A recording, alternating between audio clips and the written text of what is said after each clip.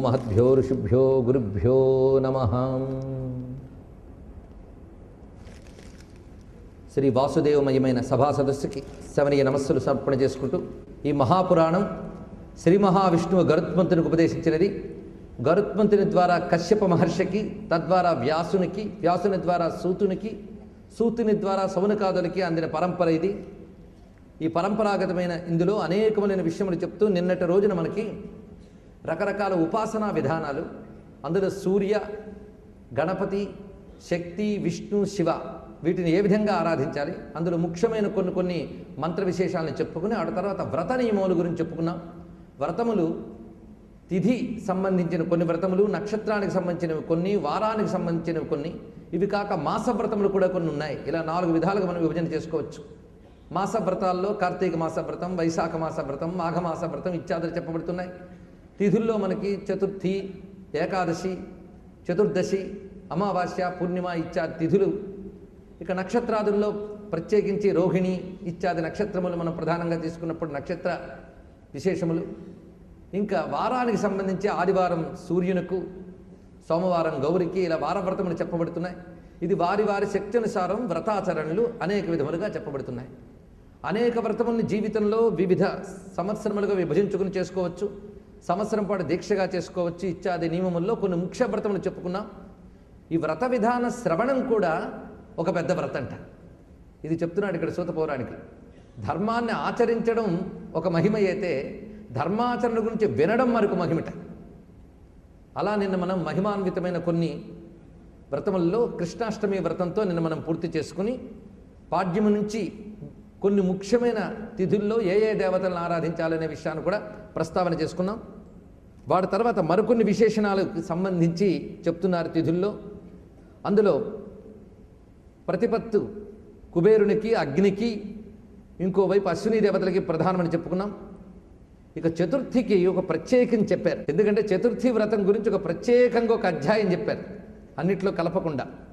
ఈ చతుర్థి వ్రతం గణపతికి చాలా ప్రీతిపాత్రమైనది. దానికి సంబంధించి అనేకమైన చతుర్థి వ్రతాలు చెప్పారు. శ్రావణ చతుర్థి, భాద్రపద చతుర్థి ఇత్యాదులన్నీ కూడా ప్రధానంగా చెప్పబడుతున్నాయి. ఇందులో శుక్లపక్ష చతుర్థులు, కృష్ణపక్ష చతుర్థులు రెండిటికి విశేషమైన ప్రాధాన్యం ఉన్నది. కృష్ణపక్ష చతుర్థులని సంకష్టహర చతుర్థి అని చేయడం ఆనవాయితీ. ఇందులో మళ్ళీ శుక్లపక్ష చతుర్థుల్లో ఒక్కొక్క ప్రయోజనం కోసం ఒక్కొక్క రకమైన శుక్లపక్ష చతుర్థుల్ని చెప్తున్నారు. ఇందులో మాఘమాసంలో శుక్లపక్ష చతుర్థికి కూడా ఒక ప్రాధాన్యాన్ని చెప్పారు. అది ఉపవాస వ్రతంగా చేయాలన్నారు. మాఘమాసంలో శుక్లపక్ష చతుర్థి నిరాహారంగా ఉంటూ ఇందులో తిలల్ని దానం చేయడం, తిలలతో గణపతిని ఉద్దేశించి హోమం చేయడం ఇత్యాదులు విశేషంగా చెప్పారు. ఇందులో గణపతికి సంబంధించి కొన్ని ప్రధానమైనటువంటి మంత్రములు, నామములు కూడా ప్రస్తావించడం జరుగుతున్నది. అదేవిధంగా మార్గశీర్ష మాస శుక్లపక్ష చతుర్థి ఇది గణపతి పూజకి చాలా విశేషమని, విద్య, ఐశ్వర్యము, కీర్తి, ఆయువు, సంతానము వీటిని కలిగించడానికి ఈ మాస చతుర్థికి ఒక ప్రత్యేకమైనటువంటి విశేషం ఉన్నది. అలాగే భాద్రపదం, దాని గురించి చెప్తూ భద్రపదం భాద్రపదం అన్నారు. భద్రము అంటే శ్రేయస్సు, ఆ శ్రేయస్సుని ఇవ్వగలిగే గొప్ప స్థానమట భద్రపదం అంటే. అందుకే ఈ భాద్రపదంలో గణపతి ఆరాధన ఉత్తమమైన శ్రేయస్సుని ప్రసాదిస్తుంది అని ఆ సమయంలో గణపతికి సంబంధించిన అనేక నామములు, మంత్ర విశేషాలు ఇక్కడ ప్రస్తావించబడుతున్నాయి. అవి మనకి ఇతర గ్రంథముల ద్వారా కూడా దొరుకుతూ ఉంటాయి. కానీ ఇందులో ప్రత్యేకించి గణపతికి సంబంధించిన కొన్ని నామములు వివరిస్తున్నారు. ఇవి 12 నామాలు ఇక్కడ చెప్తున్నారు. గణపూజ్యో వక్రతుండ, ఏకదంష్ట్రీ త్రయంబక, నీలగ్రీవో లంబోదరో, వికటో విఘ్నరాజక, ధూమ్రవర్ణో బాలచంద్రో, దశమస్తు వినాయక, గణపతి అస్థిముఖో ద్వాదశారే యజేద్గణం అని ఇక్కడ చెప్పబడుతున్న ఈ 12 రకాల గణపతి నామాలు 12 దళాలు ఒక పద్మం వలె భావన చేస్తూ, ఒక్కొక్క పద్మంలో ఒక్కొక్క నామాన్ని భావన చేస్తూ ఈ మధ్యలో ప్రధానమైన గణపతిని ఆరాధన చేయడం అనే విశేషాన్ని ఇందులో చెప్తున్నారు. ఈ విధంగా గణపతికి సంబంధించిన నామములు చెప్తూ ఒక గణపతి గాయత్రి మంత్రములు వేదముల్లో చాలా ఉన్నాయి. ఇక్కడ ఒక ప్రత్యేకమైన గణపతి గాయత్రిని చెప్తున్నారు. మహాకర్ణాయ విద్మహే వక్రతుండాయ ధీమహి తన్నో దంతి ప్రచోదయ మహాకర్ణాయ విద్మహే వక్రతుండాయ ధీమహి తన్నో దంతి ప్రచోదయాత్. ఈ గాయత్రులు ఇందులో గణపతిని కూడా ఆదిత్య మండల స్వరూపంగా చెప్పడం ఉన్నది. మనం నిన్న ఆదిత్యునికి శివునికి ఎలాగైతే అనుబంధాన్ని చెప్పామో గణపతికి ఆదిత్యునికి ఒక అనుబంధాన్ని చెప్తున్నారు. ఇది ప్రతివారు సాధనలో చేసుకోవచ్చు. ఉషక్కాల సమయంలో అంటే సూర్యుడు ఉదయించిన దగ్గర నుంచి 40 నిమిషముల పాటు గణపతి స్వరూపంగా సూర్యుని ఆరాధించితే అనేకములైనటువంటి విఘ్నములు తొలగి ఐశ్వర్యములు కలుగుతాయని శాస్త్రములు చెప్తున్న ఒక విశేషం. అందుకే గణపతి సాధారణంగా ఉషక్కాల పూజ ప్రియుడు. ఉషక్కాలము మళ్ళీ సాయం సంధ్యాకాలము ఈ సంధ్యల్లో గణపతిని ఆరాధన చేయాలి. అంతేగాని అపరాహ్నము అర్ధరాత్రము గణపతి మంత్రానికి కానీ గణపతి ఆరాధనకు కానీ తగదు. ఒక్క భాద్రపద మాస చతుర్థి నాడు మాత్రమే మధ్యాహ్న చవితున్నది తీసుకోవాలి. ఇది ఇక్కడ వివరిస్తున్నారు. ఎందుకంటే గణపతి అనేది సృష్టి ఆది నుంచి ఉన్నటువంటి ఓంకార తత్వం. అతడే పార్వతీ పరమేశ్వరుల తనయుడుగా అవతరించాడు. అంతకు ముందు ఆయన ఉన్నాడు. పార్వతీ పరమేశ్వరుల తనయుడుగా అవతరించింది మాత్రం భాద్రపద మాసంలో శుద్ధ చవితి మధ్యాహ్న వేళ. అందుకు ఆ ఒక్కరోజు మాత్రం మధ్యాహ్న కాలం గ్రాహ్యం, మిగిలిన ఎప్పుడూ కూడా ఉషక్కాలమే. అందుకే ఇక్కడ గణపతిని సూర్యమంత్రంతో మేళవించి చేయడం అనేక విధానాలు ఉన్నాయి. మనకు పనికొచ్చే 2-3 విధానాలు ఇక్కడ చెప్తున్నాం. ఉషక్కాలం 40 నిమిషాలు. ఈ సమయంలో మన శ్వాస 600 శ్వాసలు తీస్తాంట.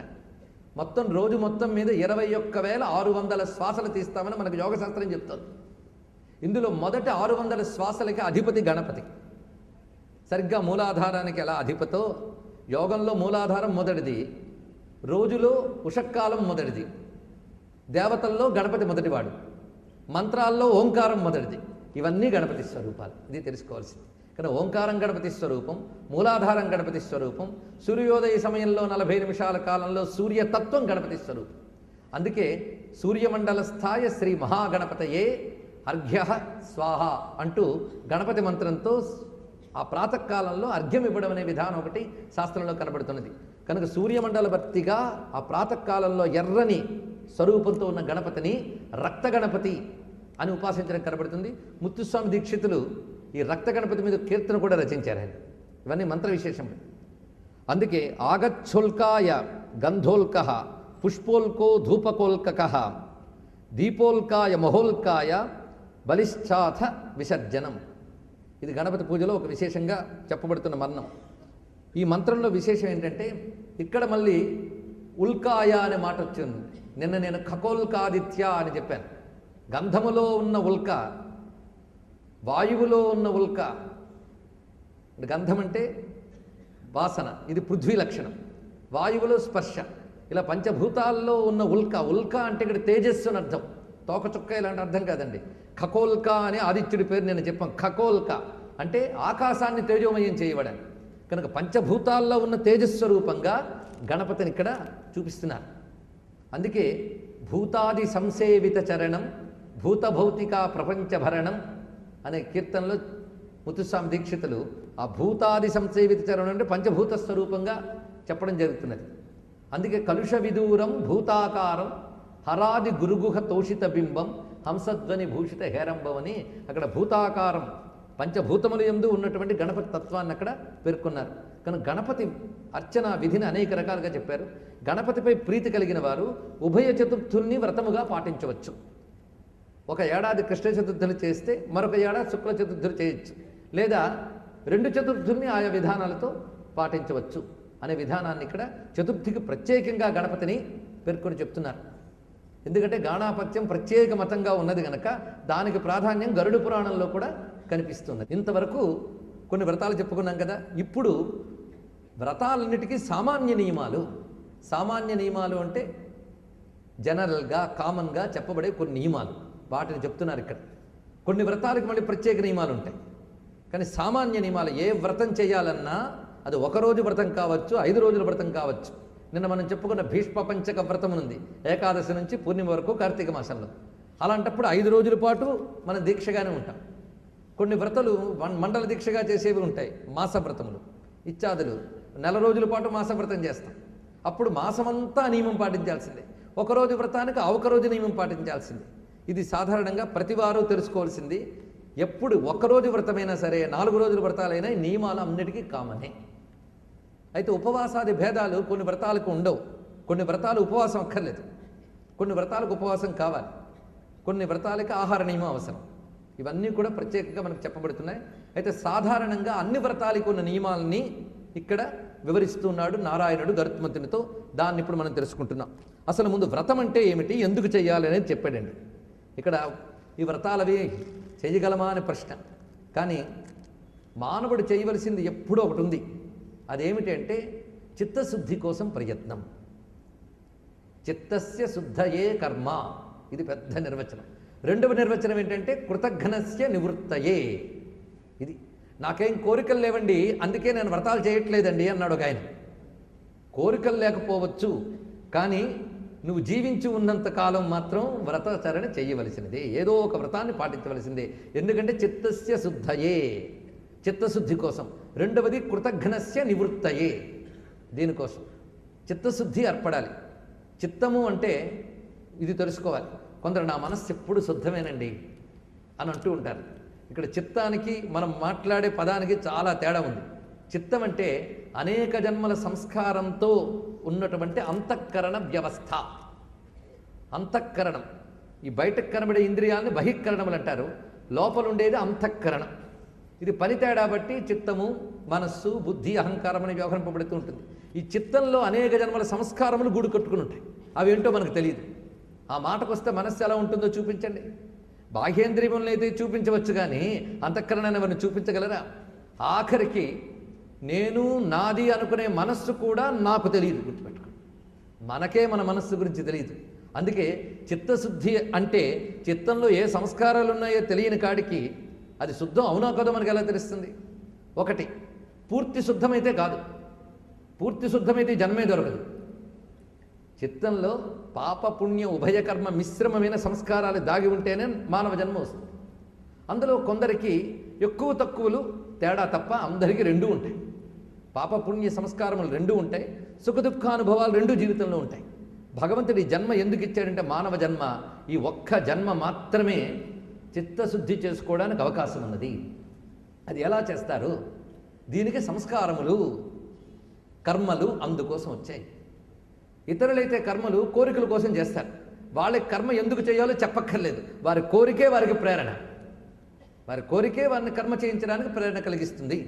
నాకు ఫలానా కోరిక తీరాలని ఒక వ్రతం, తీరితే మరొక వ్రతం ఉంటూ ఉంటాయి కదండి. మనకి తీరాలని తీరితే ప్రతి వారికి ఉంటాయి. కానీ ఇక్కడ కోరికలతో నిమిత్తం లేదు, చిత్తం శుద్ధం కావాలి. శుద్ధంగా చిత్తం లేనప్పుడు భక్తి కానీ జ్ఞానము కానీ లభించదు. ఇది గుర్తుపెట్టుకోండి. చిత్తశుద్ధి లేని వాడికి వేదాంత జ్ఞానం కలగదు. అందుకు చిత్తస్య శుద్ధయే కర్మ మొట్టమొదటిది. రెండవది దేనికి అంటే కృతఘ్నస్య నివృత్తయే, కృతఘ్నతా దోషం పోవడం కోసం చేయాలట. ఎందుకంటే సృష్టిలో ఏది మనం అనుభవిస్తున్నా అది భగవద్దత్తమే. భగవంతుడు అనేక రూపములైన దేవతల స్వరూపంగా ఉంటూ వివిధ దేవతా రూపములతో వివిధములైన శక్తుల్ని మనకు అనుగ్రహించాడు. కనుక ఈ సృష్టిలో మనం అనుభవించే ప్రకృతి శక్తులు కానీ, మనం ఈ శరీరంతో అనుభవించేటువంటి ప్రాకృతిక పదార్థాలు కానీ, ఇవన్నీ కూడా మనం సంపాదించుకున్నవి కావు, మనకి ఇవ్వబడినవి. ఇది తెలుసుకోవాలి. మన యొక్క పూర్వజన్మ పుణ్య విశేషం చేత మనకి ఇవన్నీ దేవదత్తములు. ఈ అగ్ని, వాయు, సూర్యాది పంచభూతములు కానీ, వాటిని అనుభవించగలిగే ఇంద్రియములు కానీ, మీకు ఎంత చక్కటి ఆహార పదార్థం ఎదురుగా ఉన్నా తినగలిగే నోరు, అరిగించుకోగలిగే ఉదరం ఉండాలి కదండి. కనుక అవి సృష్టించి ఇవి ఇచ్చినది ఎవరు? ఇంద్రియాలకి శక్తినిచ్చిన వాడు ఎవడు? ఇది మనం ఆలోచిస్తే ఇవి భగవద్దత్తములు. కనుక ఇంద్రియ శక్తులు కూడా దేవతలే అని శాస్త్రములు చెప్తున్న విషయాన్ని మనం అనేక మార్లు చెప్పుకున్నాం. అందుకు వ్రతాచరణ ద్వారా ఆ దేవతలకు కృతజ్ఞత చెప్పాలి. కనుక సత్పురుషులు దేవతల పట్ల కృతజ్ఞత చెప్పుకోవడం కోసం వ్రతాలు చేస్తారు. సామాన్యులు కోరికలు తీర్చుకోవడం కోసం, దేవతల్ని మెప్పించడం కోసం వ్రతాలు చేస్తారు. ఎలాగోలాగా కోరికున్నవాడు కోరిక తీరడం కోసం చేస్తే, జ్ఞానం కోరినవాడు చిత్తశుద్ధి కోసం లేదా కృతజ్ఞతా దోషం పోవడం కోసం చేయాలి. కృతజ్ఞతా దోషం పోనంత వరకు మోక్షం రాదు. ఇది గుర్తుపెట్టుకోండి. నువ్వు ఎంత వేదాంత విచారణ చేసినా కృతజ్ఞత తీర్చకపోతే మోక్షము రాదు. అందుకే అప్పు తీర్చని వాడు మళ్ళీ వెనక్కి రావాలా లేదా చూడండి. అప్పు తీర్చకపోతే మళ్ళీ వెనక్కి వచ్చి తీర్చవలసిందే. అందుకు అప్పు తీర్చడం ఎలాంటిదో ఈ కృతజ్ఞతా దోషాన్ని పోగొట్టుకోవడం కూడా అలాంటిదే.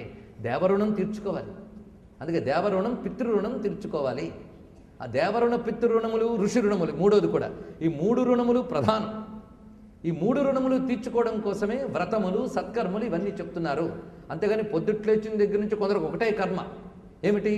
వండుకోవడం, తినడం, సంపాదించుకోవడం, మళ్ళీ వండుకోవడం, తినడం, సంపాదించుకోవడం, పడుకోవడం. ఇంకోటి ఇదే జీవితం అనుకునే వాళ్ళది పాప జీవనము అని అంటారు.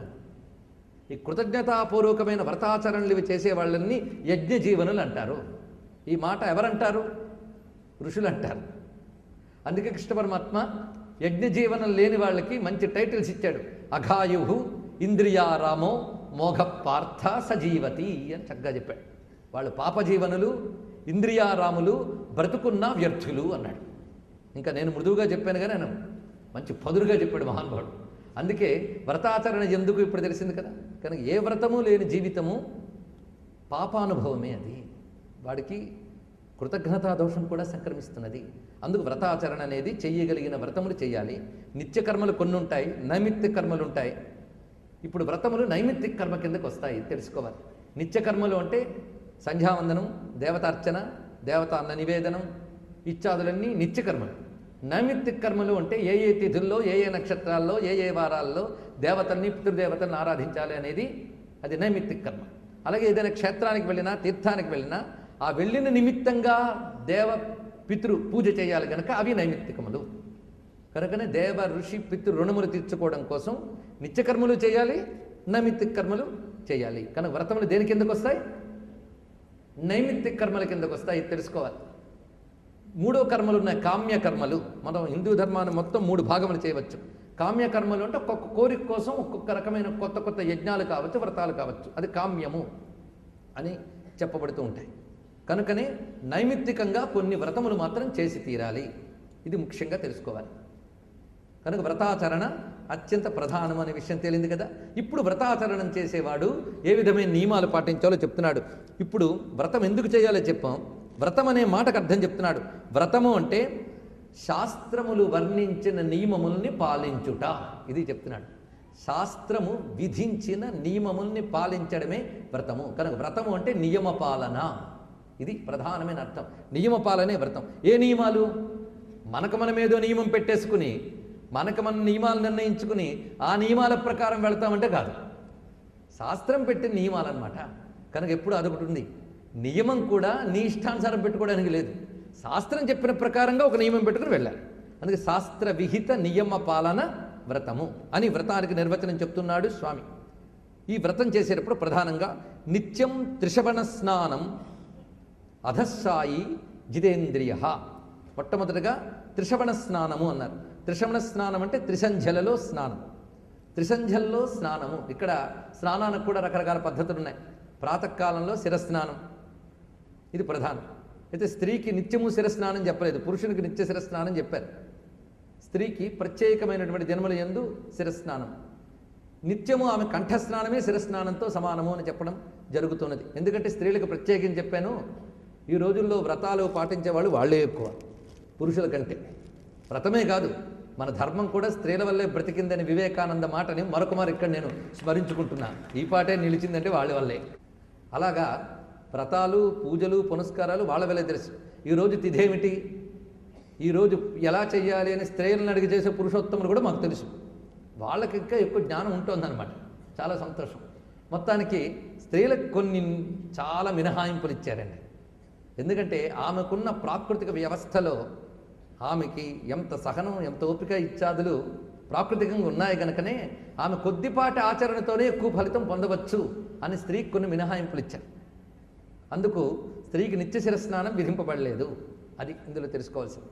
అయితే 3 సంధ్యల్లో పురుషులు కూడా ఒకేలా స్నానం చేయడం అని లేదు. మధ్యాహ్న సంధ్యలో ఉపస్పర్శ అని అన్నారు ఒకటి. అంటే కాళ్ళు చేతులు కడుక్కుని గండూషించినా సరిపోతున్నది అని కొన్ని విధానములు చెప్పారు. ఇలాగా త్రిసంధ్యల్లో స్నానము, అధస్సాయి వ్రతం చేస్తున్నంత కాలము నేలపై నిద్రించుట, అదేవిధంగా జితేంద్రియ ఇంద్రియ నిగ్రహము. ఇది చాలా ముఖ్యం ఏ వ్రత పాలనకైనా. ఇంద్రియ నిగ్రహం లేనివాడు అసలు వ్రతం చేయడం మానుకుంటే చాలా సంతోషం. అందుకనే నేను అన్నీ వదిలేనండి అని మాత్రం అనద్దు. ఈ నెపంతోనైనా ఇంద్రియ నిగ్రహం తెచ్చుకుంటామని చెప్తున్నారు ఇక్కడ. దాని తర్వాత నిత్యకర్మని మానరాదు, ఇది చెప్తున్నాడు. నిత్యకర్మలంటే సంధ్యావందనాదులు మాత్రం మానరాదు. వ్రతం కదా ఇవాళ అక్కర్లేదని లేదు. అయితే నిత్యకర్మను క్లుప్తం చేసుకోవచ్చు వ్రతం కోసం. వాటిని ఎందుకంటే సమయం దానికి ఎక్కువ కేటాయించాలి కనుక వీటిని క్లుప్తం చేసుకోవచ్చు కానీ మానరాదు. అదేవిధంగా పతిత జనులతో సంభాషణ కూడదు వ్రతం ఉన్నప్పుడు. అలాగే లౌకికమైన విషయములపై భాషణ కూడదు. ఇవన్నీ నేను చెప్పినవి కాదని విష్ణువు గరుత్మంతుడు చెప్తున్నది. అంటే మనకి ఈరోజు పండగ వచ్చిందంటే ఉదయం నుంచి మన ఛానల్స్ వారు ఏ ఏ సినిమాలు ఇస్తారో ముందే తెలుసుకుని వాటి కోసం అంకితమై కూర్చుంటాం. అందులో ఏది కూడా వ్రత దేవునికి సంబంధించింది కాదు. ఒకవేళ అలాంటివి ఇచ్చినా వాటిని కల్పితం చేసి పాడు చేస్తారు. అంటే ఇవన్నీ ఎటు లాగుతున్నాయి మనల్ని? అలౌకికమా కాదు, లౌకికం వైపు లాగుతున్నాయి. ఇవన్నీ కూడా మనకి లౌకిక కాలక్షేపాలు అయిపోతాయి. ఇవి మనల్ని భగవత్ చింతన నుంచి దూరం చేస్తాయి. కనుక భగవద్ విముఖం చేసేటువంటి లౌకిక చింతల జోలికి ఆ వ్రతం ఉన్ననాళ్ళు వెళ్ళరాదు. అది ముఖ్యంగా చెప్తున్నారు. అటు తర్వాత మరొక ముఖ్యమైన విషయం ఏంటంటే, ఆ వ్రత సమయంలో ఏ రోజు మీరు వ్రతానికి సంకల్పించుకున్నారో ఆ రోజు నుంచి వ్రత పరిసమాప్తి అయ్యే వరకు కూడా క్షురకర్మలు చేసుకోరాదు. ఇది ఒకటి ప్రధానంగా చెప్పాడు. తర్వాత కంచు పాత్రలో జలము కానీ ఏదీనే స్వీకరించరాదు. ఇది ఒకటి చెప్తున్నారు ఇక్కడ. కంచు పాత్రలతో ఏది తీసుకోరాదట. అంటే మామూలు సమయాల్లో కంచు పాత్రలో జలపానం కొంత చెప్పబడుతోంది, కానీ కంచు రాగి ఈ రెండు పాత్రల్లో పాలు కానీ కొబ్బరి నీరు కానీ ఇవి వేస్తే కళ్ళుతో సమానం అని చెప్పారు ఇక్కడ. అందుకు రాగి పాత్రలో కంచు పాత్రలో సాధారణంగా ఎప్పుడు కూడా పాలు మొదలైన స్వీకరించరాదు. వ్రతాచరణ సమయంలో ఈ కంచు ఇనుము లాంటి పాత్రల్ని వాడరాదు. అదేవిధంగా అన్నము కూడా మితమైనటువంటి అన్నం ప్రాణరక్షణకి ఎంత అవసరమో అంత అయినది మాత్రమే స్వీకరించాలి. ఏది ఉపవాస నియమం లేని వ్రతాల్లో అన్నాన్ని మితంగానే తీసుకోవాలి. పైగా అలంకారాలు, కొత్త వస్త్రాలు ధరించడం ఇత్యాదులు ఆ సమయంలో విడిచిపెట్టాలి. అంటే శుభ్రత కోసం స్నానాదులు ఇత్యాదులే తప్ప అలంకారం కోసం దేహాభిమానం చూపించడం కూడదు వ్రతాచరణ సమయంలో. అంతేకాదు వ్రత దీక్షా సమయంలో నూతన వస్త్రధారణ కూడదు. అంటే ముందు దీక్షావస్త్రం ధరించిన మధ్య మధ్యలో కొత్త వస్త్రాలు ధరించడం మాత్రం కూడదనేది దీనిలో చెప్తున్న విషయం. అంతేకాదు వ్రతాచరణ చేసే ముందు శ్రేష్టమైన పని ఏమిటంటే పంచగవ్య ప్రాసన అన్నాడు ఇక్కడ. ఏదైనా ప్రత్యేక వ్రతం చేసే ముందు పంచగవ్యముల్ని ప్రాసన చేయడం చాలా శ్రేష్టము. ఎందుకంటే పంచగవ్యములు అంటే తెలుసు కదా, ఆవు పాలు, ఆవు పెరుగు, ఆవు నెయ్యి, గోమూత్రము, గోమయము. గోమలం అనరాదు, అది మలం కాదు ఎప్పుడు కూడా, గోమయము. వీటిని తీసుకుంటారు. వీటిని తీసుకునే పద్ధతి కూడా తెలియాలి. వాటిని ఏ ఏ ప్రమాణాలతో తీసుకోవాలో కూడా లెక్క చెప్పారు. ఏది ఎంత ప్రమాణములతో తీసుకోవాలి. వీటిలో కుశ అంటే దర్భ, దానితో మంత్రంతో దాన్ని అభిమంత్రణం చేస్తారు. ఈ అభిమంత్రణం చేయగానే పంచగవ్యముల్లో అద్భుతమైన శక్తి ప్రవేశిస్తుంది. ఎట్టి పరిస్థితుల్లో కూడా గోపంచకాన్ని హీనభావంతో చూస్తే వాడు నరకగామి అవుతాడు అని ఇక్కడ విష్ణువు గరుత్మంతుడు చెప్తున్నాడు. గోపంచకంపై హీన దృష్టి పనికిరాదు. ఎందుకంటే వాటికి మలదోషం లేదు, ఎప్పుడూ లేదు.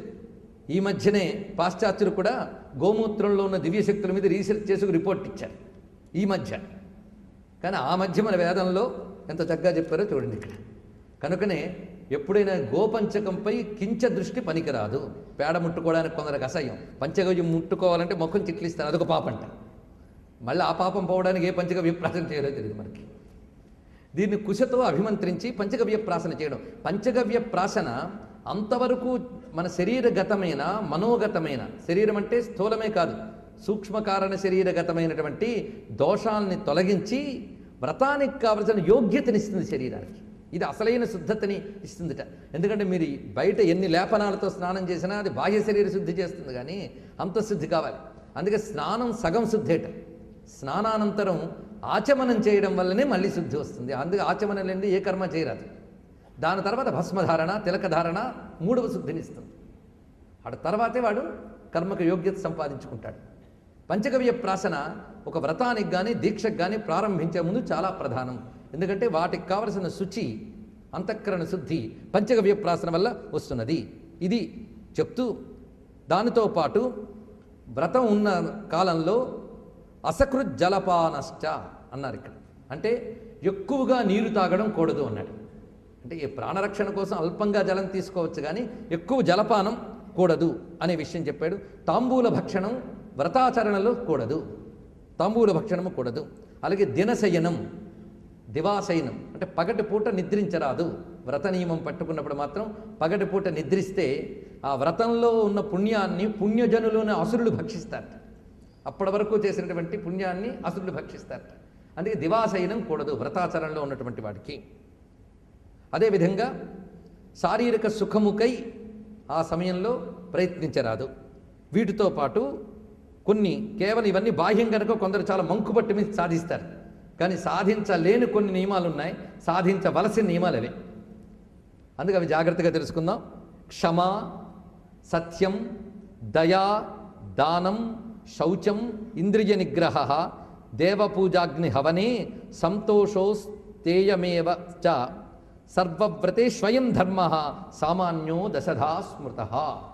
ఏ వ్రతం చేయాలన్నా ఈ 10 నియమములు సామాన్యం. సామాన్యం అంటే అర్థం తక్కువని కాదు, కంపల్సరీ, తప్పనిసరిగా ఉండవలసినటువంటివి.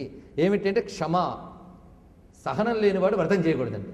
కొందరు ఆ వ్రతం చేస్తూ మధ్యలో కోపం, విసుగు, చిరాకు ఇవన్నీ ప్రదర్శిస్తారు.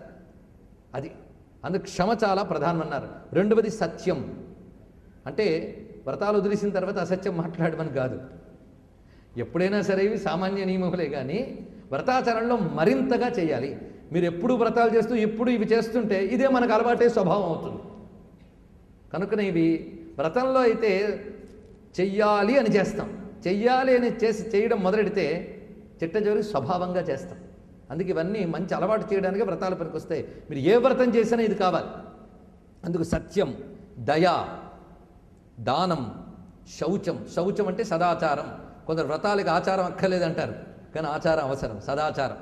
తర్వాత ఇంద్రియ నిగ్రహం, దేవ పూజ. అలాగే అగ్నిహోత్రాదులు ఉండేవారు అగ్నిహోత్రాలను మానరాదు. అగ్నిహోత్రం ఉన్నవాళ్ళు ఇప్పుడు ఉండవలసిన వాళ్ళకు కూడా లేదు కనుక దాని గురించి పెద్ద చెప్పక్కర్లేదు. దాని తర్వాత సంతోషం, ఇది చాలా అవసరం అండి. ఎప్పుడు సంతోషంగా ఉండగలగాలి, ఆనందంగా నవ్వుతూ తృప్తిగా ఉండగలగాలి. అంతేకాదు కోపం వల్ల ఆ వ్రతం అశుద్ధమవుతుందిట. అప్పుడు మళ్ళీ సచేల స్నానమాచరేత్ అన్నాడు, స్నానం చేయాలంట. కోపంగానే కలిగితే మళ్ళీ వెళ్ళి స్నానం చేసి రావాలంట. ఇలా రోజుకి ఎన్నిసార్లు చేస్తానంటే అని కాదు, కోపం తెచ్చుకోకుండా ఉండాలి.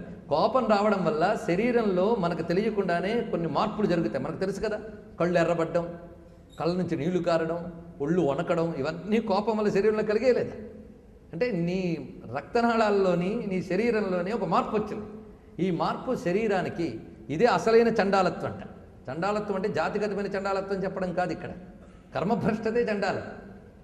అది ఇక్కడ చూపిస్తున్నాడు. దానివల్ల శరీరం అంత దోషం వస్తుందట క్రోధం చేత. అంతేకాదు ఏడిస్తే ఒక దోషంట, ఏడ్చినా వ్రతభంగం అవుతుందట. కళ్ళంటే నీళ్లు కారుస్తూ ఏడిస్తే అదొక దోషంట.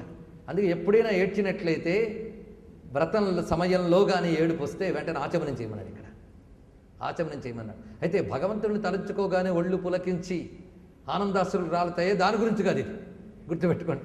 అది కానీ ఆనందాశ్రులు రాలితే గంగా స్నానం కంటే గొప్పది, గుర్తుపెట్టుకోండి. భగవంతుడిని తలంచుకుని వ్రతం చేసేటప్పుడు ఆనందాశ్రులు రాలేయా, అది మహానుభావుడు శంకరాచార్యులు వారు ఏమంటారంటే అది గొప్ప భోగభూమి అన్నాడు. ఆ శరీరమే భోగభూమి, అంతకంటే శుచి ఇంకేముంటుందండి. కంఠావరోధ రోమాంచాస్త్రుభి పరస్పరం లపమానా పావయంతి కుల అని పృథివీంచ అన్నాడు నారదులు వారు. పరమాత్మను తలంచుకోగానే ఒళ్ళు పులకించి గొంతు బొంగురుపోయి అటు తర్వాత కన్నీళ్లు రాలితే అటువంటి వాడు శుచి, వాడు ఉన్న చోటు శుచి, వాడు పుట్టిన కులమే పవిత్రమైపోతుందని చెప్పాడు ఇక్కడ. మరి ఇంకేం చెప్పాలి చూడండి. అందుకు వాటి గురించి చెప్పడం కాదు, లౌకిక విషయాలకు స్పందించి తెచ్చుకునే ఉక్రోషాలు ఉన్నాయి వాటికి. దానికి 2 చేయమన్నాడు, ఆచమనం చేయమన్నాడు. ఆచమన పాత్ర దగ్గర లేనప్పుడు కుడి చెవిపై చెయ్యి పెట్టుకుని భగవత్స్మరణ చేయమన్నాడు. కుడి చెవిపై కుడి చెయ్యి పెట్టుకుని భగవత్స్మరణ చేయమన్నాడు. ఎందుకంటే కుడి చెవికున్న ప్రత్యేకతలు కొన్ని ఉన్నాయి. హిందూ ధర్మంలో అనగా వైదిక ధర్మంలో అనగా సనాతన ధర్మంలో ఎంత ముఖ్యమైనవి చూడండి. ఇవన్నీ విడిచిపెట్టి ఏదో కేవలం 4 వేదాంత మాటలు పట్టుకుని వల్లించినంత మాత్రమున వాడికి నిజమైనటువంటి ధార్మిక జీవనుడు అనడానికి లేదు. ఎందుకంటే కలియుగ వేదాంతిన సర్వేనో మాట అన్నారు. కలియుగంలో అందరూ వేదాంత మాట్లాడతారట. ఎందుకంటే కర్మను వదిలిపెట్టడానికి దాన్ని చక్కగా వినియోగించుకుంటూ ఉంటారు. వేదాంతం గొప్పదే, కానీ వేదాంతం ఉంది అనే నెపంతో దీన్ని మాత్రం విడిచిపెట్టరాదు. ఇక్కడ చెప్తున్నవన్నీ కూడా జ్ఞానానికి హేతువులైన కర్మ విశేషాలే నేను చెప్తున్నాను, గుర్తుపెట్టుకోవాలి. ఆత్మజ్ఞానానికో భగవద్భక్తికో జీవి తరించడం కోసమో హేతువులైనటువంటి ముఖ్యమైన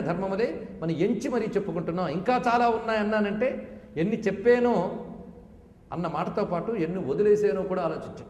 కనుక ఏం వదిలేసానా అని అది వెతకడం కాదు, చెప్పింది జాగ్రత్తగా పట్టుకోండి, మళ్ళీ అది కూడా ఉన్నది. దాని సందర్భంలో ఇది వదిలేయకూడదు కదండి. కనుక ఇక్కడ మరొకటి చెప్తున్నాడు, ఈ విధంగా సంతోషం చాలా అవసరం. వామనుడు చెప్తాడు ఈ మాట, ఎప్పుడు సంతృప్తిగా ఉండాలి. ఏమిటి? చుట్టూ అసంతృప్తికరమైన విషయాలున్నా సంతృప్తిగా ఉండమని చెప్తున్నాడు. అలాంటిది చుట్టూ సంతృప్తికరమైన సంఘటనలున్నా ఏవో తెచ్చుకొని మరి అసంతృప్తిగా ఉంటే అది ఆ వ్రతానికి మంచిది కాదుట. అందుకు సంతోషం గొప్ప గుణము. ఈ మాట వామనుడు చెప్పాడు భాగవతంలో. సంతోషి ఈ మూడు జగముల పూజ్యుండు, సంతోషి కెన్నడు జరుగు సుఖము. సంతోషహీనత ప్రభ చెడు అన్నాడు ఇక్కడ. సంతోషం లేకపోవడం వల్ల వర్చస్సు తగ్గిపోతుందిట, ఇది చెప్తున్నాడు. తేజస్సు తగ్గిపోతుంది శరీరంలో అనే విశేషం. ఇప్పుడు అందుకు సంతోషం చాలా ముఖ్య గుణం. అస్తేయం, అస్తేయం అంటే తనది కాని సొమ్మును అనుభవించరాదు. ఎప్పుడు? వ్రతాచరణ సమయంలో. అంటే ఆ తర్వాత మొదలెట్టొచ్చును కాదు ఇక్కడ. అప్పుడు అసలు కూడదు, ఇప్పుడు ఇంకా జాగ్రత్తగా ఉండాలని చెప్తున్నాడు. పరద్రవ్యాన్ని ఎట్టి పరిస్థితుల్లోని స్వీకరించరాదు. ఇది సర్వవ్రతేషు అయం ధర్మ సామాన్య. సర్వవ్రతంలోనూ ఈ 10 విధాలుగా చెప్పబడిన ధర్మము ముఖ్యము సుమ. ఇక నక్తవ్రతం చేసేవాళ్ళకి, ఇప్పుడు ఉపవాసం చెప్పుకున్నాం, నక్తవ్రతము. కొంతమంది నక్తవ్రతం అని చేస్తారు, పొద్దునంతా ఉపవాసం ఉండి ఈ అర్ధరాత్రి ఇంటికి వెళ్ళి తింటారు. అది నక్తవ్రతం కాదుట. నక్తవ్రతం అంటే ఏంటో చక్కగా చెప్తున్నాడు ఇక్కడ. నక్షత్ర దర్శనా నక్తం అనక్తం నిశిభోజనం. ఇది స్పష్టంగా చెప్తున్నాడు. నక్షత్ర దర్శనాత్, తొలిగా వచ్చిన నక్షత్రాన్ని చూసి అప్పుడు భోజనం చేయాలి, పగలంతా ఉపవసించి. దీనికి నక్తవ్రతం అని పేరు. ముఖ్యంగా కార్తీక మాసంలోనూ శివారాధనలోనూ ప్రదోష వ్రతాల్లోనూ ఇది ఈ నక్తవ్రతం చేస్తారు. అందుకు నక్షత్ర దర్శనాత్ నక్తం, అంతే తప్ప అనక్తం నిశిభోజనం. అది దాటిపోయి రాత్రి ఎప్పుడో తింటే అది నిశిభోజనం అవుతుంది, కానీ వ్రతం కిందకి దాన్ని స్వీకరించరాదు అని చెప్తున్నాడు. అదేవిధంగా ముఖ్యమైనటువంటి మరికొన్ని విషయాల్లో ద్వితీయతో కూడిన తృతీయ, చతుర్థితో కూడిన పంచమి, షష్ఠితో కూడిన సప్తమి, అష్టమితో కూడిన నవమి, ఏకాదశితో కూడిన ద్వాదశి, చతుర్దశితో కూడిన పూర్ణిమ, పాడ్యమితో కూడిన అమావాస్య, ఇవి కానీ వస్తేట అది గొప్ప యోగములుట. అంటే నిన్న చెప్పాం విద్ధ అని, ఈ యోగములు వివరిస్తున్నాడు. అలాంటి వాటిని వ్రతములకు చక్కగా వినియోగించుకోవాలి. అంతేకాదు వ్రతం ప్రారంభించిన తర్వాత కానీ స్త్రీకి రజోదర్శనమైతే అని చెప్తున్నాడు ఇక్కడ. రజోదోషం కానీ ఏర్పడితే వ్రతాన్ని కొనసాగించరాదు, తదనంతరం మళ్ళీ చేయవచ్చు. అప్పుడు ఆమెకు వ్రతభంగ దోషం రాదు, ఇది చెప్తున్నాడు. అంతేగాని ఏం పర్వాలేదండి ఆ సమయంలో కూడా చేయొచ్చు అన్నారు అంటే అన్నవాడు పాపాత్ముడు అని అర్థం అనమాట. ఆ సమయంలో వ్రతాచరణ మంత్రజపము ఇత్యాదులు కూడదు, ఇది ప్రత్యేకంగా చెప్తున్న. స్త్రీణాం రజో హన్యాత్ వ్రతం నహి అన్నారు ఇక్కడ. అంటే స్త్రీకి రజోదోషము వ్రతాన్ని దెబ్బతీయదు అనేటువంటి విశేషం. కానీ ఆ సమయంలో ఏదైనా దానాదులు సంకల్పించుకుంటే ఆమె పేరు మీదే ఇతరులు ఎవరైనా ఆ దానాదుల్ని చెయ్యవచ్చు అన్నారు. ఒకవేళ చేస్తున్న వ్రతంలో కొంతమంది హఠాత్తుగా, కొంతమందిని చూస్తూ ఉంటామండి, ఇవి అన్ని చోట్ల జరుగుతాయని చెప్పం, కానీ కొందరి స్వభావం చాలా ఉద్రేకంగా ఉంటుంది. నిగ్రహణం ఇవన్నీ చెప్తున్నంతసేపు చాలా బాగుంటుంది, కానీ స్వభావత తెచ్చుకోవడం మహా కష్టం. ఏది నిగ్రహం అనేది. ఎందుకంటే ప్రారంధాలు ఒకటి ఉంటాయి, అవి ఇచ్చే వాసనలు చాలా ఉంటాయి. అందుకే వాసనాక్షయం అంటే అంత తేలిక కాదు.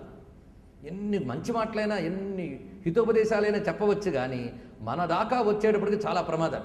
కొందరికి అసహనం, నోరు తూలడం, మహాకోపం ఇత్యాదులు ఉంటూ ఉంటాయి. అవి ఏర్పడితే వ్రతాలు దెబ్బతీసుకునే వాళ్ళు ఉన్నారు. కొంతమంది సమూహంగా వ్రతం చేస్తూ చేస్తూ మధ్యలో ఒకరిపై ఒకరికి పంతాలు కలిగి చేతిలో ఉన్నటువంటి దేవతా పాత్రల్ని, యజ్ఞ పాత్రలను కూడా కింద పగలగొట్టేసి వ్రతాలను దెబ్బతీసిన వాళ్ళు కూడా చూస్తూ ఉంటాం మనం. ఇలా కానీ ఎక్కడైనా కోపం వస్తే వ్రతంలో దానివల్ల వ్రతభంగం జరుగుతుంది. అప్పుడేం చేయాలి?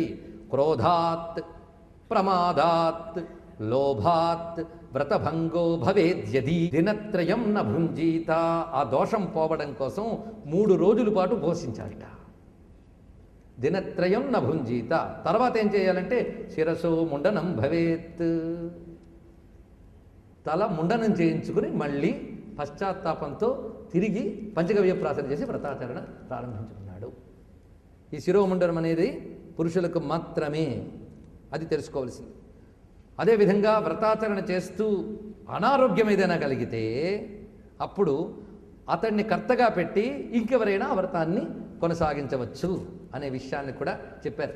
ఇప్పుడు ఈ చెప్పినవన్నీ సర్వవ్రత సామాన్య నియమాలు. మనం ఇప్పుడు వరకు చెప్పుకున్న అన్ని వ్రతములకి ఇవే నియమములు. కనుకని ఇందాక చెప్పిన 10 మిగిలిన ధర్మములను కూడా పాటిస్తూ వ్రతాచరణ చేయాలి ఇది చెప్పారు. ఇక్కడతో వ్రత నియమాలు పూర్తయ్యాయి. ఇక్కడ ఏం చెప్తున్నాడంటే అమ్మవారు 2 చేతులతో ఉన్నారు. ఆ 2 చేతుల్లో ఒక చేతిలో అమృత కలశము, మరొక చేతితో సరోరుహం పద్మము పట్టుకున్నట్ట. అందుకు కలశం దక్షిణే హస్తే వామహస్తే సరోరుహం. కలశాన్ని కుడి చేత్తోని ఎడం చేత్తో పద్మము పట్టుకుని అయ్యవారి యొక్క ఒళ్ళో కూర్చున్న అమృత భాషిణి అయినటువంటి తల్లిని నిన్న మనం చెప్పుకున్నాం. ఆ విషయాన్ని మిగిలిన వారికి కూడా పనికొస్తుందని ఇక్కడ చెప్పడం జరిగినది. ఆ తర్వాత మనకి అనేక రకాలైన ప్రజాపతుల యొక్క చరిత్ర చెప్తూ, ఎందుకంటే సృష్టి క్రమం చెప్పేటప్పుడు ప్రజాపతులు వీళ్ళు ఏ విధంగా ఉద్భవించారు, మనువులు ఎలా ఉద్భవించారు, ఈ మనువులు ప్రజాపతులు ఈ జగద్ వృద్ధి చేసేటువంటి బ్రహ్మ యొక్క మనస్సంభూతమైన శక్తులు వీళ్ళు, ఈ మనువులు ప్రజాపతులు. అందుకే విశ్వకర్మామనుస్త్వష్ట స్థవిష్ట స్థవిరో ధ్రువ అంటూ ప్రజాపతి ఇత్యాది నామాలు విష్ణు సహస్రనామాల్లో కూడా చెప్పించారు. భగవద్విభూతులు వీళ్ళందరూ కూడా. అందుకు ఆ ప్రజాపతుల చరిత్ర కానీ మనువుల చరిత్ర కానీ వింటే పాపక్షయకరం అంట. ఇది తెలుసుకోవాలి. అందుకే శ్రీకృష్ణదేవరాయలు అల్లసాని పెద్దవారిని సభలో నాకు మనువుల చరిత్ర వింటే పాపక్షయం అవుతుంది గనక దివ్యమైన సారోజష మను చరిత్ర నాకు చెప్పవయ్యా అని అడిగేట. ఇది సంప్రదాయం. ఎందుకంటే పుణ్యశ్లోకుల చరిత్ర వినడం వల్ల అదొక పెద్ద సాధన. గుర్తుపెట్టుకోండి. మనం రేపు వెళ్ళి జపమో తపమో చేస్తామో పక్కన పెట్టండి, దీనిని శ్రద్ధగా వినడం ఒక సాధన. అందుకు ఆ కావ్యాన్ని రచించి నా పేరు నిలబెట్టి నన్ను ధన్యుణ్ణి చేయండి అని అడిగాడు కృష్ణదేవరాయలు. ఆయనకు సంప్రదాయం తెలుసు కనుక. అందుకు పెద్దలవారు స్వారోచేష అనుభవ సంభవం పేరుతో అద్భుతంగా మను చరిత్ర రచించారు. ఏ మనువు చరిత్ర విన్నా, ఏ ప్రజాపతి చరిత్ర విన్నప్పటికీ కూడా మనకు పాపక్షయం అవడమే కాకుండా జీవితానికి మార్గనిర్దేశకం చేస్తుంది. అలాంటి ప్రజాపతుల చరిత్రలు వర్ణిస్తూ దక్ష ప్రజాపతి ఇత్యాదుల చరిత్రను కూడా తెలియజేసి, ప్రత్యేకించి ఇప్పుడు మరొక ప్రజాపతి మరొక మనువు వీళ్ళిద్దరికీ సంబంధించిన ఒక చరిత్రని చెప్పడం నెపంతో మనకి పితృదేవతా వ్యవస్థకు సంబంధించిన ఒక అద్భుతమైన విజ్ఞానాన్ని నారాయణుడు గరుత్మంతుడికి తెలియజేస్తున్నాడు. అది పరంపరాగతంగా మనకి వ్యాసదేవుని ద్వారా లభించింది. దాన్ని మనం తెలుసుకుంటున్నాం. రుచి ప్రజాపతి పూర్వం నిర్మమో నిరహంకృతి అత్ర స్తోమితమాయీ చచార పృథివీమిమాం. ప్రజాపతుల్లో రుచి ప్రజాపతి అని ఒకరున్నారు. ఈ రుచి అనబడేటువంటి ప్రజాపతి, రుచి అంటే ప్రకాశము అని అర్థం. అతడు బ్రహ్మచర్యంలో శాస్త్రాధ్యయనం ఇత్యాదులు పూర్తి చేసిన తర్వాత అతడికి ఒక జ్ఞానోదయం కలిగిందిట. ఆ జ్ఞానం చేత అతడు ఒక ఆరూఢ స్థితికి వెళ్ళాడు. ఆరూఢ స్థితి అంటే తెలుసు కదా, వేదాంత విషయంలో ఒక పట్టు సాధించినప్పుడు వాడిని ఆరూఢుడని చెప్తున్నారు. అలాంటి ఆరూఢ స్థితికి చేరుకున్నాడు ఎవడు? రుచి ప్రజాపతి. ఈ ఆరూఢ స్థితి వల్ల అతడు నిర్మమో నిరహంకృతి. అతడికి మమకారం అహంకారం రెండూ లేవుట. అంటే ఇంతకంటే ఇంకేం కావాలండి? స్థితప్రజ్ఞ లక్షణం వచ్చింది అతడికి. అంటే ఇంచుమించు గుణాతీత స్థితికి వచ్చినట్టే.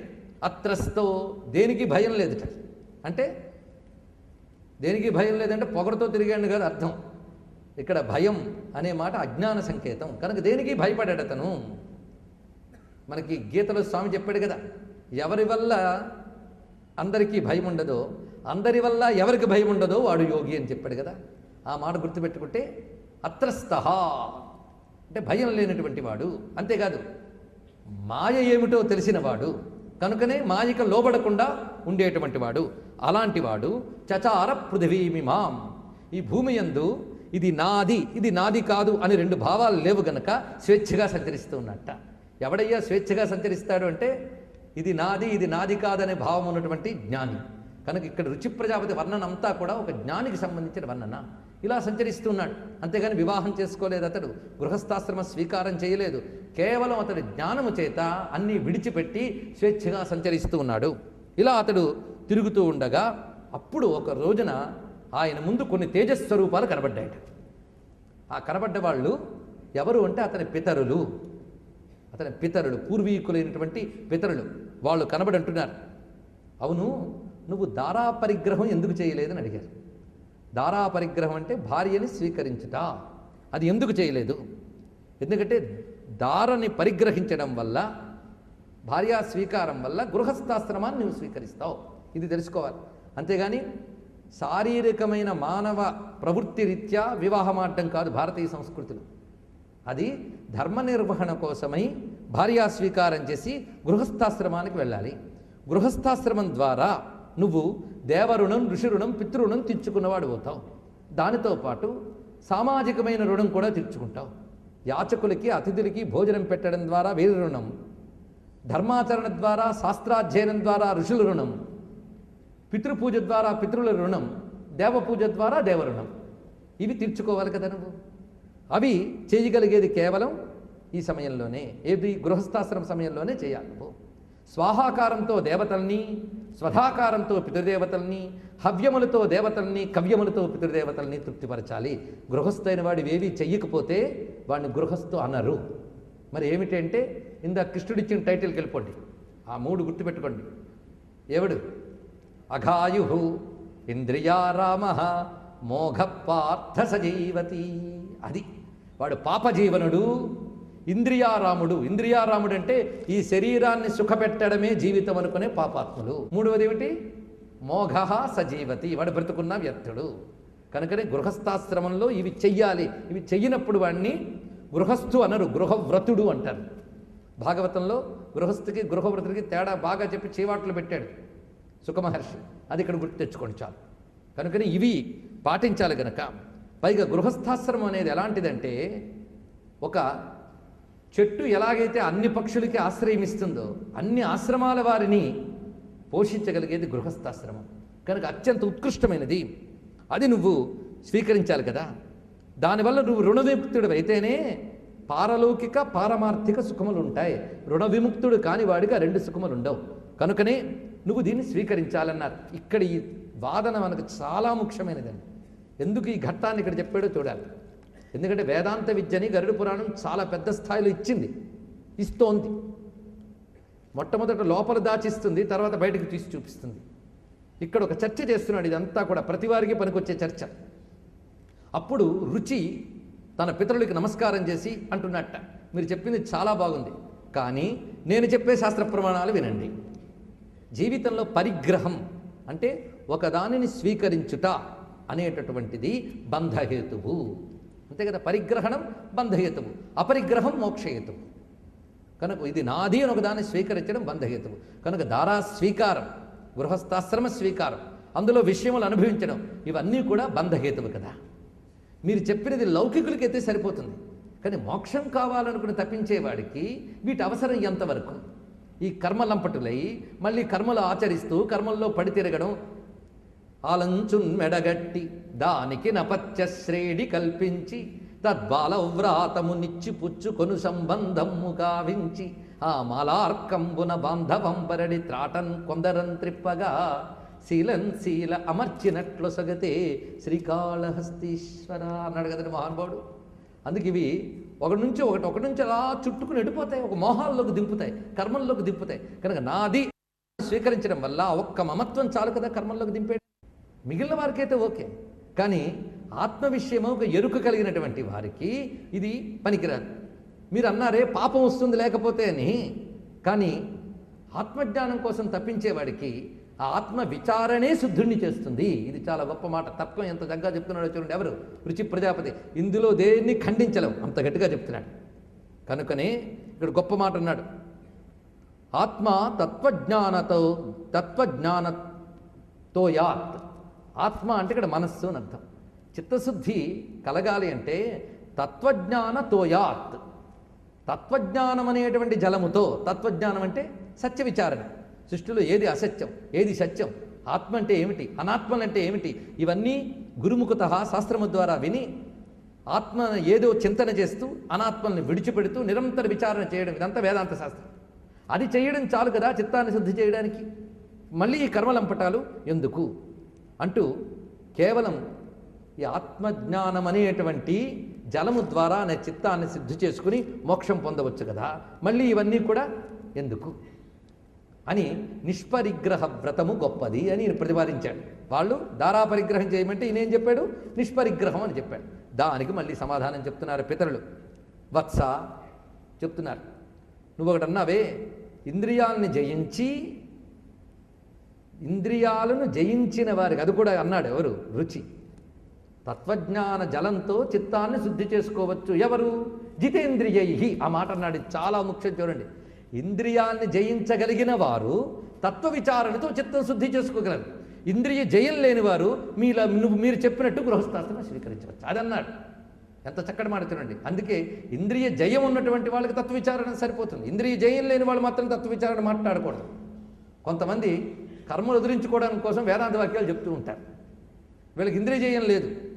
ఎందుకంటే అవతల వాడు ఒక్క మాట అన్నాడో మహా కోపం వస్తుంది వాళ్ళకి, అంత వేదాంతం చెప్తూ కూడా. ఇంకే ఇంద్రియ జయం అండి. కనుకనే ఇంద్రియ జయం ఉన్నటువంటి వారు తత్వ విచారణతో చిత్తశుద్ధి తెచ్చుకోగలరు. మీరు చెప్పినప్పుడు, మీరు చెప్పినట్టు ఈ కర్మల వరకు అక్కర్లేదు కదా అన్నాడు. నిజమా లేదా? వినడానికి బాగుంది కదా, కానీ ఒప్పుకోలేదు ఎవరు? పితరులు. వాళ్ళు ఖండిస్తున్నారు ఈ మాటని. ఏమనంటే, నాయనా నువ్వు చెప్పింది చాలా బాగుంది. ఇంద్రియ జయం ఉన్నవాడు గృహస్థాశ్రమాన్ని విడిచిపెట్టవలసిన అవసరం లేదు. ఎందుకంటే నీకు ప్రస్తుతం ఇంద్రియ జయం ఉండవచ్చు, కానీ జీవుడిగా ఉద్భవించిన నీకు కొన్ని రుణములు ఉంటాయి. ఎందుకంటే ఈ శరీరంతో సాధన చేసే కదా ఏవైనా తెలుసుకున్నాం. కనుక ఈ శరీరం ఎవరి నుంచి వచ్చింది? ఈ ఇంద్రియ శక్తులు సూక్ష్మమైన దేవతల వల్ల వచ్చినవి. అలాగే ఈ శరీరం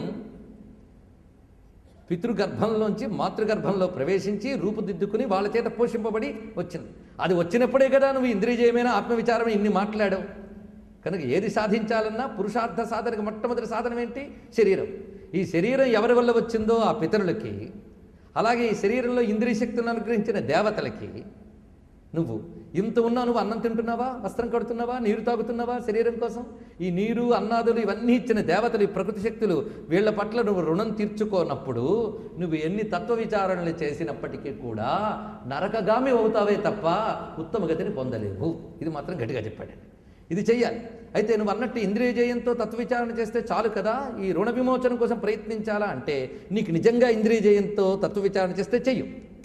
కానీ అప్పుడు నువ్వు గృహస్థాశ్రమంలో ఎలా ఉంటావంటే దేనితోనూ సకామ భావన పెట్టుకోకుండా నిష్కామ భావనతో ఇది విధిగా ఒక యజ్ఞముగా చెయ్యి, చాలు, అప్పుడు సరిపోతుంది. అది నిన్ను బంధించదు. కనుకనే నీకు అలా చేసినప్పుడు గృహస్థాశ్రమం ఇటు నీకు మోక్షానికే హేతువవుతుంది, అటువైపు నిన్ను రుణ విముక్తుల్ని చేస్తుంది.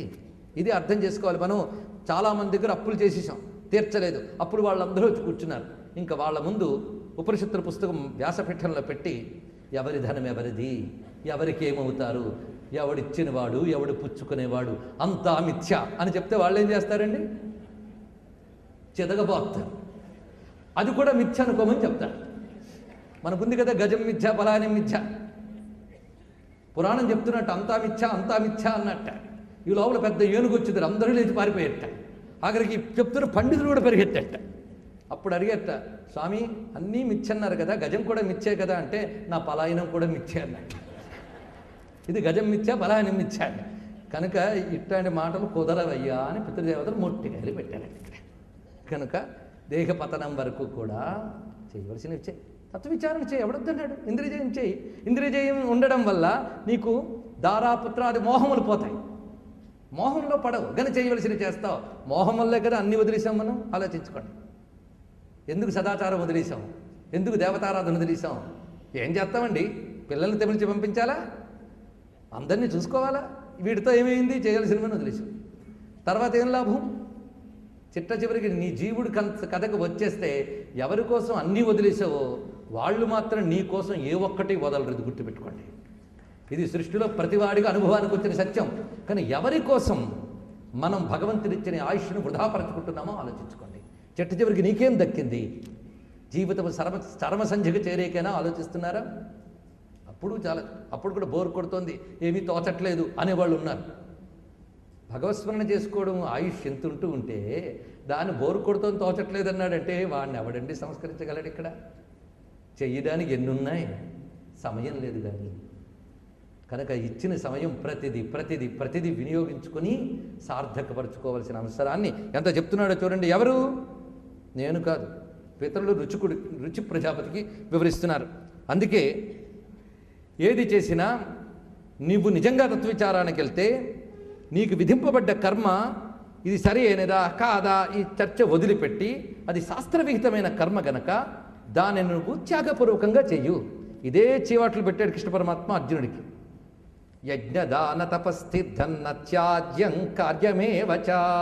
నేను పెద్ద వేదాంతనైపోయానని బడాయిలు పలుకుతూ యజ్ఞదాన తపస్థిర్థాలను విడిచిపెట్టకు, నా త్యాజ్యం కార్యమేవచ, అది విడిచిపెట్టరాదు అని చెప్తూనే చెయ్యవలసినవి అన్నాడు మహానుభావుడు. చూడండి కృష్ణ పరమాత్మ చెప్తూ తర్వాత మరో మాట అంటాడు, యజ్ఞదాన తపస్థిద్ధం పావనాని మనీషిణ అన్నాడు. మేధావులు బుద్ధిమంతులు వాళ్ళ చిత్తం శుద్ధి చేసుకోవడం కోసం ఇవి చేస్తారయ్యా అన్నారు. ఇక్కడ నా చిత్తం శుద్ధమేనండి ప్రస్తుతానికి, రేపేమంటుకుంటుందో నీకు తెలియదు, చిత్తం మీద భరోసా పెట్టుకోకు. ఇవాళ బాగుంది కదా అని ధైర్యంగా అనేలో రేపేమంటుతుందో నీ చేతిలో లేదు. కనుక నేను నిరంతరం ఇది ఒక్కటి నువ్వు పాటించుకుంటే ఒకవేళ అంటినా తొడవగలదు సత్కర్మ. గుర్తుపెట్టుకోండి, అక్కడ వ్రతాచరణకు ఉండేటటువంటి గొప్ప విశేషం అది. ఆ కారణం చేత ఇలా మాట్లాడకనైనా ఇప్పుడు నువ్వు ఇంత జ్ఞానమైపోయేవి కనుక భోగం కోసం కాకుండా విద్యుక్త కర్మను చేయి చాలు అన్నాడు. అప్పుడు వెంటనే నమస్కారం చేశాడు. ఇది ప్రతిదీ వినయంగా చెప్తున్నాడండి. ఇక్కడే రుచి ప్రజాపతి అహంకారంతో వాదించట్లేదు, తనకు కలిగిన సందేహాల్ని తాను అనుకున్న జ్ఞానాన్ని చెప్తున్నాడు అంతే. పితరులతో తర్వాత మాట అంటున్నాడు, మహాత్ములారా మీరు చెప్పింది చాలా బాగుంది, కానీ కర్మ అవిద్య, జ్ఞానము విద్య, ఇది ఒప్పుకుని తీరవలసిందే, అంతే కదండి. కనుక వేదములో చెప్పబడ్డటువంటి సమస్తములైన కర్మలని అవిద్య అంటారు. అందుకే వైదిక విద్యలని అపరావిద్యలని, వేదాంత విద్యని పరావిద్య అన్నారు. కనుక బ్రహ్మ విద్య విద్య, మిగిలినవన్నీ అవిద్యలే. బ్రహ్మజ్ఞానము తప్ప మిగిలినవన్నీ అవిద్యలే అని కదా చెప్తున్నారు. కనుక మీరు కర్మలు చేయండి అంటే అర్థం ఏంటి? వేదోక్త కర్మలు అంటే అవిద్యామయములు. ఆ కారణం చేత అవిద్యా పచ్యతే వేదే కర్మ మార్గాత్ పితామహాః తత్కథం కర్మణో మార్గే భవంతో యోజయంతి మాం. నన్నిప్పుడు మీరు కర్మ మార్గం చెయ్యు అన్నారు. అది ప్రతిఫలాపేక్ష లేకుండా కావచ్చు, ప్రతిఫలం ఉండి కావచ్చు, ఏదైనా కర్మే కదా. అవిద్యామయమైన కర్మతో నన్ను ఎందుకు కలుపుతున్నారు? అది అవిద్యాన్ని తెలుసుకుని బయటపడిపోతున్న నన్ను మళ్ళీ వెనక్కి ఎందుకు తోస్తున్నారు అని అడిగితే అప్పుడొక్క మాట అన్నాడు, నాయనా నువ్వు చెప్పిన వాక్యం నిజం, శాస్త్రమే చెప్తోంది. ఏమిటని? కర్మలు అవిద్యే. ఇదంతా ఎంత చర్చ తెలుసా అంటే ఒక్కటి తెలుసుకోవాలి, ఇది టైంపాస్ సబ్జెక్ట్ కాదండి. ఇది చదవచ్చా, ఇది చదవకూడదా అని ఇంకా ఈ స్థాయిలో ఉన్న మనకి ఎంత ఆలోచన, ఎంత థాట్ ప్రొవోకింగ్గా ఉందో మీరు ఆలోచించుకోండి. ఇక్కడ ఎంత అద్భుతమైన విషయాలు, ఎంత చర్చ చేస్తున్నాడు ఇక్కడ. పితరులు ఏమంటున్నారంటే నువ్వు చెప్పినట్లు అవిద్యామయమే ఒప్పుకుంటాం, అంటే విషం. కానీ ఒక్కొక్కప్పుడు రోగాలు కుదర్చడానికి కూడా విషం తగిన పాళ్లలో తగిన సమయాల్లో తీసుకోవాల్సిందే. అదే ఇక్కడ చెప్పాడు, విషాన్ని తగిన పాళ్లలో తగిన సమయంలో తీసుకోవాల్సింది.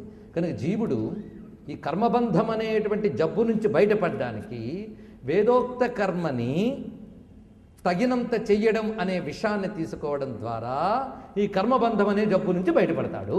ఎంత చక్కగా చెప్పారు. కనుక విషం కూడా తగిన పాలల్లో తీసుకుంటే రోగం కుదిరినట్లుగా ఇది చాలా ముఖ్యమైన సుమ. అందుకే విహిత కర్మ అనుష్ఠానం చేసి తీరాలి. ఇది మాత్రం గట్టిగా చెప్పాడు. విద్యుక్త కర్మ చేసి తీరవలసిందే. శాస్త్ర విహితమైన కర్మ అనుష్ఠానం ద్వారానే అతడు రుణ విముక్తుడవుతాడు, పాప విమోచనుడు అవుతున్నాడు సుమ. అందుకే అవిద్యారూపమైన విహిత కర్మని చెయ్యు. అది చెప్తాను. సర్వం శ్రీకృష్ణ చరణారవిందార్పణమస్తు. శ్రీమద్రమారమణ గోవిందో హరి గోవింద. నమః పార్వతీపతయే. హర హర మహాదేవ్.